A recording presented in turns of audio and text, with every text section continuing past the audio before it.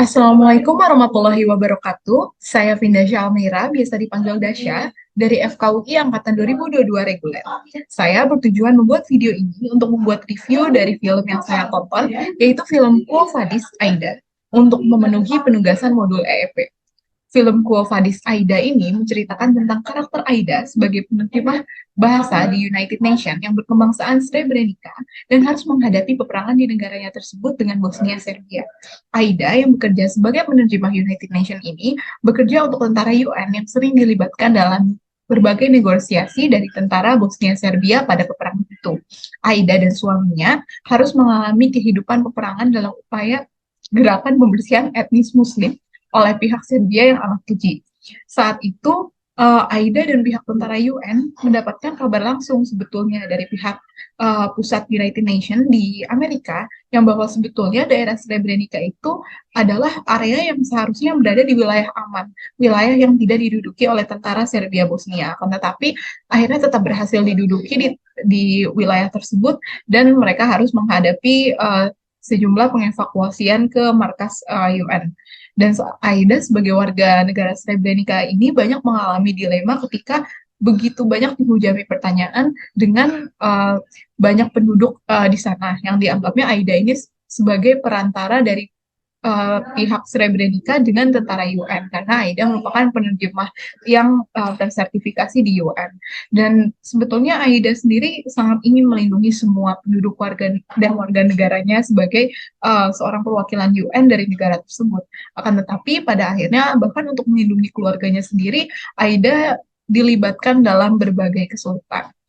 Aida harus menghadapi tantangan saat keluarganya dipisahkan antara penduduk yang bisa ditampung di dalam markas UN dengan penduduk yang tidak bisa ditampung di dalam markas UN. Dan Aida setelah melalui deliberasi panjang dan banyak negosiasi, Aida bisa memasukkan suami dan anaknya tersebut karena suaminya akan dijadikan sebagai perwakilan negosiasi dengan tentara Serbia Bosnia. Akan tetapi ke depannya Aida terus menghadapi berbagai macam permasalahan ketika berkali-kali keluarganya berada dalam ancaman. Setelah suaminya melakukan negosiasi dengan pihak tentara Bosnia Serbia, sebetulnya ada secercah harapan bahwa mereka akan dipindahkan ke area aman.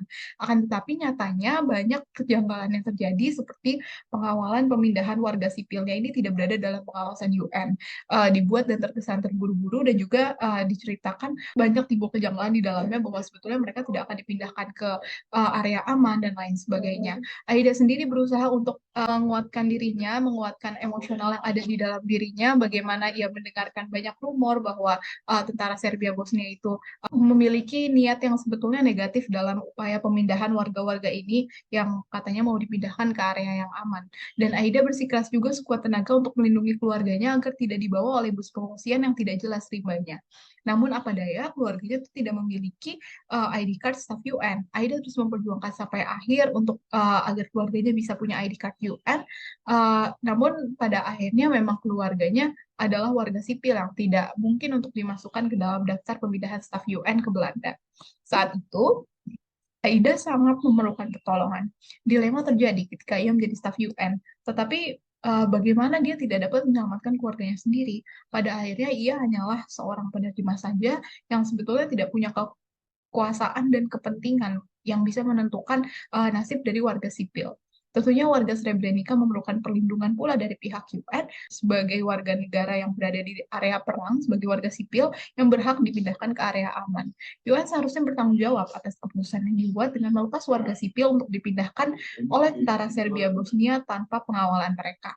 Pembantaian pun akhirnya terjadi dan tidak dapat terelakkan. Saya sebetulnya merasa amat sedih selama menonton film ini karena Aida menghadapi dilema yang besar ketika dirinya bisa bisa menyelamatkan diri atau bisa berada di dalam staf UN tapi tidak bisa menyelamatkan keluarganya. Dilema besar terletak pada status Aida sebagai staf UN yang menyelamatkan diri, tapi anak-anaknya justru dan suaminya justru tidak bisa diselamatkan. Sebetulnya tokoh pemegang kekuasaan di sini yaitu Kapten Frennik dan jajarannya menunjukkan suatu empati kemanusiaannya dengan cara akhirnya memasukkan suaminya ke daftar list yang bisa dipindahkan karena suaminya sempat dijadikan sebagai perwakilan negosiasi. Akan tetapi hal ini tidak mungkin dilakukan terhadap anak-anaknya.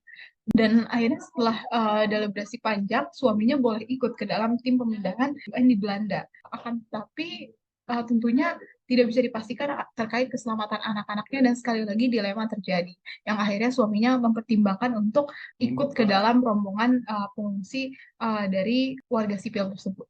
Apabila menjadi Aida, saya pastinya akan sangat kebingungan dan perlu waktu untuk mencerna semua kenyataan yang ada.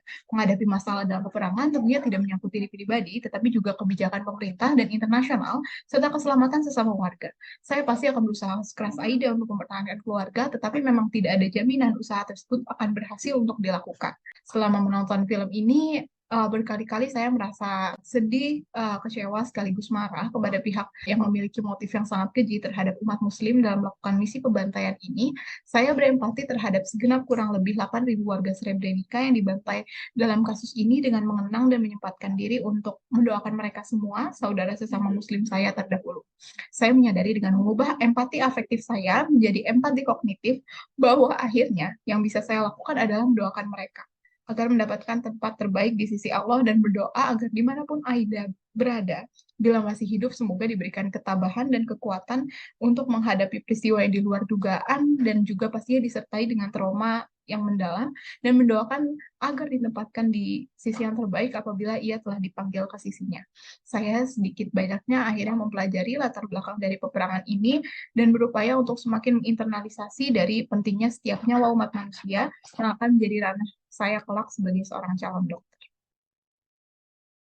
Mungkin sekian dari review film yang saya lakukan. Akhir kata, semoga review film ini juga bisa bermanfaat bagi teman-teman yang ingin lebih mengetahui terkait film ini dan juga ingin lebih mengetahui terkait sejarah yang pernah terjadi di masa lampau.